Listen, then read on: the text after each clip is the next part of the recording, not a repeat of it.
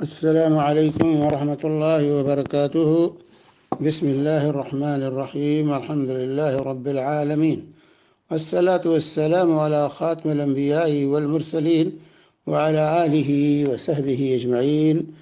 أما بعد، یہاں سوال ہے کہ کیا کورونا وائرس سے بچنے کے لیے اس بیماری سے کیا ہم جمعہ اور جماعت ترک کر سکتے ہیں اس خوف سے، اور گھروں میں بیٹھ جائیں، گھروں میں نمازیں پڑھیں، مسجد کو خیر بات کہہ دیں؟ کیا یہ جائز ہے؟ تو اس سلسلے میں اولاً تو یہ واضح ہونا چاہیے کہ دشمن سے قتال کے وقت اللہ کی راہ میں جہاد چل رہا ہے اور دشمن سے خطرہ ہے، خوف ہے، لیکن اس کے باوجود بھی جماعت ساقط نہیں ہوئی۔ میدان جہاد میں، میدان جنگ میں جبکہ دشمن سے جنگ چل رہی ہے، تب بھی جماعت کو ساقط اسلام نے نہیں کیا کہ جماعت ساقط ہے، جماعت کی ضرورت نہیں ہے، نماز کی ضرورت نہیں ہے۔ اس وقت بھی جو ہے جماعت کا اہتمام کیا جاتا رہا ہے، چنانچہ اللہ تعالی نے اس کی صلاۃ خوف کی ترتیب بھی بتائی ہے قرآن پاک کے اندر۔ وَإِذَا كُنْتَ فِيهِمْ فَأَقَمْتَ لَهُمُ الصَّلَاةَ فَلْتَقُمْ طَائِفَةٌ مِّنْهُمْ مَعَكَ، کہ جب جو ہے میدان جنگ میں مسلمانوں کے ساتھ ہوں تو ایسی صورت میں نماز ان کے لیے قائم کریں، ایک گروہ آپ کے ساتھ نماز پڑھے، ایک گروہ دشمن کے سامنے رہے۔ ثانیاً یہ کہ یہ وبائی امراض، بیماریاں، اس کا حقیقی سبب کیا ہے؟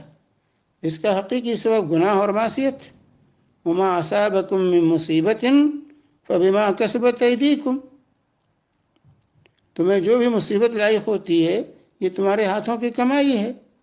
اسی طرح اللہ تعالیٰ کا ارشاد ظہر الفساد فی البر والبحر بما کسبت ایدی الناس لیذیقہم بعض الذی عملوا لعلہم یرجعون، خشکی اور تری میں فساد برپا ہے لوگوں کی بدعمالیوں اور کرتوتوں کی وجہ سے، تاکہ ان کے اعمال کا بعض مزہ چکھا دے، تاکہ وہ لوگ اللہ کی طرف رجوع ہو جائیں۔ تو اللہ تبارک و تعالی نے یہاں علاج بتا دیا ہے ان بیماریوں کا، وہ اللہ کی طرف رجوع ہونا، توبہ، استغفار، نماز، تلاوت، دعا کے ذریعے۔ یہ علاج نہیں بتایا کہ بعد واجب اور فرض جمع اور جماعت چھوڑ دو، مت جاؤ مسجدوں میں، نماز ہی نہ پڑھو، جمعہ ترک کر دو۔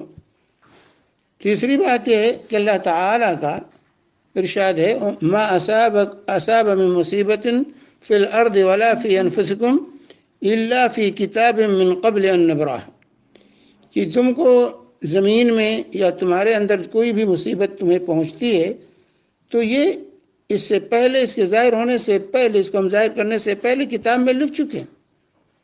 اور اسی طرح اللہ تعالیٰ کا ارشاد قل لن یصیبنا الا ما کتب اللہ لنا، اے نبی کہیے کہ ہم کو وہی چیز لاحق ہوتی ہے جو اللہ نے ہمارے لیے لکھ دیا ہے۔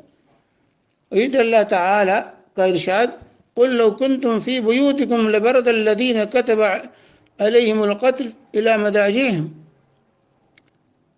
کہ اگر تم جو ہے اپنے گھروں میں ہو تو جن کے لیے اللہ تعالیٰ نے قتل لکھ دیا کہ قتل کیے جائیں گے، وہ اپنے مقتل کی طرف پہنچ جائیں گے۔ اور اللہ کے نبی صلی اللہ علیہ وسلم کا ارشاد ہے، مسند احمد اور ترمذی کی روایت، وعلم، جو حضرت ابن عباس کو نصیحت کرتے ہوئے کہا تھا، وعلم ان الامة لو اجتمعت على ان ينفعوك لم ينفعوك الا بشيء قد كتبه الله لك ولو اجتمعوا على ان يضروك لم يضروك الا بشيء قد كتبه الله عليك، کہ یاد کر لے بچے کہ اگر تمام لوگ، پوری امت مل کر تمہیں نفع پہنچانا چاہیں تو نفع ہرگز نہیں پہنچا سکتے مگر وہی ہوگا جو اللہ نے تیری قسمت میں لکھ دیا ہے، اور اگر سب مل کر تجھے نقصان پہنچانا چاہیں تو تجھے نقصان نہیں پہنچا سکتے، وہی ہوگا جو اللہ نے تیری قسمت میں لکھ دیا ہے۔ تو قضاء و قدر پر ایمان، اور اسی طرح اللہ رب العالمین پر توکل کا تقاضا یہ ہے کہ ہم جو ہے اللہ نے جو جمعہ اور جماعت ہم پر واجب کیا ہے، بیماری کے ڈر سے اس کو ترک نہ کریں۔ چوتھی بات، رسول پاک صلی اللہ علیہ وسلم نے تعاون کے ساتھ تعامل کا، اس طرح وبائی بیماریوں کے ساتھ تعامل کا جو طریقہ بتایا ہے وہ واضح ہے ہمارے سامنے، کہ جو ہے ایسے سرزمین میں، ایسی بستی میں نہ جایا جائے جہاں تعاون پھیلا ہوا، اور اس بستی سے باہر نہ بھاگا جائے۔ کیا اللہ کے نبی صلی اللہ علیہ وسلم نے یہ بیان کیا کہ نماز میں پڑھنے نہ جاؤ، جماعت بھی نہ قائم کرو، جمعہ بھی نہ قائم کرو؟ اللہ نے یہ نہیں فرمایا کہ اس بستی میں رہتے ہوئے جمعہ اور جماعت ترک کر بیٹھو، بلکہ یہ فرمایا کہ اس بستی میں باہر کے لوگ آئے نہیں اور وہاں کے لوگ باہر نہ جائیں، لیکن یہ نہیں کہا کہ لوگ اپنے گھروں میں بیٹھ جائیں، مسجدوں کو خالی کر دیں۔ پانچویں بات یہ کہ تعاون، حضرت عمر الخطاب رضی اللہ تعالی عنہ کے زمانے میں تعاون امواس مشہور ہے، شام کے اندر تعاون پھیلا، بہت سے صحابہ کی وفات ہوئی، اور اسی طریقے سے جو ہے تو کیا اس سلسلے میں حضرت عمر بن خطاب نے مشورہ بھی کیا مہاجرین سے، انصار سے اور دوسرے لوگوں سے، تو کیا اس کے سبب سے وہ جمعہ اور جماعت کو معطل کر دیا تھا کہ شام کے لوگ جمعہ اور جماعت میں شریک نہ ہوں، اپنے گھروں میں رہیں؟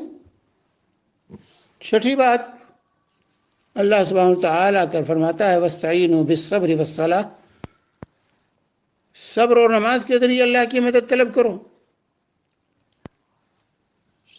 تو صبر کے ذریعے، نماز کے ذریعے اللہ کی مدد طلب کرنے کو کہا گیا ہے۔ تو مسجدوں میں اقامت صلاۃ نبی کریم صلی اللہ علیہ وسلم کے بتائے ہوئے طریقے کے مطابق نہ ہو اور جمعہ اور جماعت کو ترک کر کے اللہ کی مدد طلب کی جائے گی۔ ساتویں بات یہ کہ اللہ تعالیٰ فرماتا ہے من صلی صبح فی جماعہ فہو فی ذمۃ اللہ، کہ جو شخص صبح کی نماز جماعت کے ساتھ پڑھ لے وہ اللہ کے ذمے ہو جاتا ہے، اللہ کی حفاظت میں آ جاتا ہے۔ تو کیا اللہ کا ذمہ ہمارے لیے کافی نہیں ہے؟ الیس اللہ بکاف عبدہ، کہ اللہ تعالیٰ اپنے بندوں کے لیے کافی نہیں ہے؟ اللہ تعالیٰ کہتا ہے من صلی صبح فی جماعہ فہو فی ذمۃ اللہ، جس نے صبح کی نماز جماعت کے ساتھ پڑھ لی وہ اللہ کے ذمے میں آ گیا، اللہ کے حفظ و امان میں آ گیا۔ تو اللہ تو حفظ و امان کے دینے کے لیے بلا رہا ہے، ہم کہتے ہیں نہیں ہم گھروں میں نماز پڑھیں گے۔ آٹھویں بات کہ نبی کریم صلی اللہ علیہ وسلم جب ایک اندھے کو آپ نے جماعت سے جو ہے پیچھے رہنے کی اجازت نہیں دی، حالانکہ اس نے کیا کہا تھا کہ اس کا کوئی قائد نہیں، اور راستے میں مدینہ کے اندر بہت سے کیڑے مکوڑے درندے پائے جاتے ہیں، تو اس کے باوجود اللہ کے نبی صلی اللہ علیہ وسلم نے کہا نہیں، تم اذان کی آواز سنتے ہو تو تمہیں مسجد آ کے نماز پڑھنا۔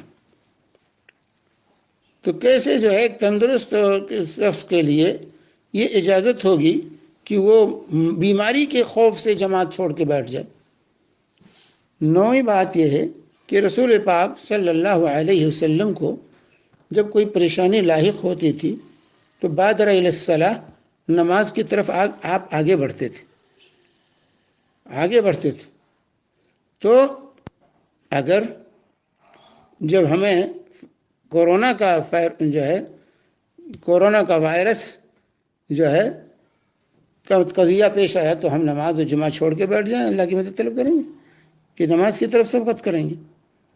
10ویں بات یہ ہے کہ رسول پاک صلی اللہ علیہ وسلم کے زمانے اور بعد کے ادوار میں پورے شہر میں عام طور سے ایک جامع مسجد ہوا کرتی تھی، قرون اولیٰ میں لوگ اسی میں نماز پڑھتے تھے۔